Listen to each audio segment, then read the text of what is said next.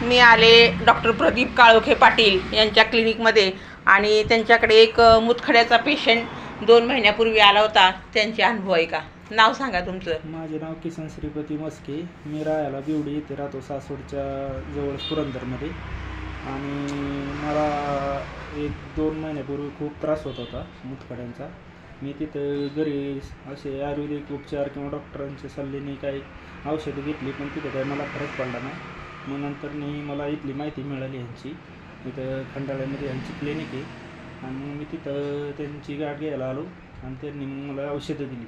तर ते औषधं मी रेग्युलर घेतली. त्यांच्या काही पथ्ये असतात ते पथ्ये पाळली आणि त्याच्यानंतर मग मला ते खडे 4-5 दिवस औषध घेतल्यानंतर मी ॲटोमॅटिक एकामागे एक असे 2 दिवसांनी 1 दिवसांनी असे खडे ते पडायला लागले. तर त्यातले माझे 4 खडे पडून गेले. आणि मग त्याच्यानंतर मी परत सोनोग्राफी केली. त्या सोनोग्राफीमध्ये मला खडे काय आढळले नाहीत. आणि मग मी आता परत 2 महिन्यांनी यांची सोनोग्राफी मी यांना दाखवायला आलो इथं. नमस्कार. डॉक्टर सांगतील आता तुमची किती दिवसापासून तुम्ही या मुतखड्यावरती उपचार करताय? मुतखड्यावर उपचार करतोय 35 वर्ष. आतापर्यंत किती पेशंट झाले असतील? आता तसं नाही मोजून सांगता येणार, पण बरेच झालेले आहेत. सगळ्यात मोठा खडा तुम्ही कुठल्या पेशंटचा हे केला? सगळ्यात मोठा खडा माझ्याकडे आला होता, तो 53 mm आला होता, पण तो ट्रीट केला नाही. वय जास्त होतं पेशंटचं. आणि त्यानंतर दुसरा पेशंट आला होता 35 mm. तोही वयस्कर पेशंट होता, 88 वर्ष वयाचा, पण ते मी ट्रीट केला किंवा उपचार केला म्हणता येईल. आणि तो खडा विरघळून गेला. आणि तो खडा विरघळल्यानंतर त्या पेशंटच्या मुलानं त्या खड्याची जी पावडर होती लघवीतून निघालेली किंवा लघवी त्यांनी टेस्ट केली लॅबोरेटरीमध्ये, तर त्यातमध्ये खड्याचीच पावडर आहे ते सिद्ध झालं त्यावेळेला. कुठली उपचार पद्धती आहे ही? उपचार पद्धती इलेक्ट्रो होमिओपॅथी हर्बल. हर्बल शुद्ध वनस्पतीजन्य औषध आहेत.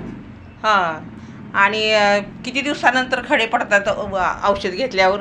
पेशंटच्या अनुभव आता समोर तुमच्या सांगितलं त्यांनी की 4 ते 5 दिवसांनी त्यांचा एक खडा पडायला लागला. काही पेशंटचे लेट होतात. खड्याचे वेगवेगळे प्रकार असतात. त्या प्रकाराप्रमाणे पूर्ण खडा निघू शकतो, एखाद्याचा विरघळून निघू शकतो, पण खडा निघतो एवढं निश्चित आहे. तुमचा आजपर्यंत व्हिडिओ कधी बघितला नव्हता का? तुम्ही व्हिडिओ केला आवडत नाही डॉक्टरांना? कारण तुम्हाला काय वाटतं की पेशंटला पेशंटला सांगितलेलं बरं असतं ना, म्हणजे अनुभव स्वतःचा पेशंट दुसऱ्याला शेअर करतो ना. म्हणून व्हिडिओ बनवला नव्हता, पण आता लोकांना माहीत झालं पाहिजे त्यासाठी व्हिडिओ बनवते. ह्या पेशंटला पण त्यांच्या धन्यवाद देते. आणि धन्यवाद. दुसरं म्हणजे या औषध उपचारामध्ये खर्च कमी आहे, कोणतीही सर्जरी नाही. तिसरं म्हणजे सुरक्षित औषधं. चौथं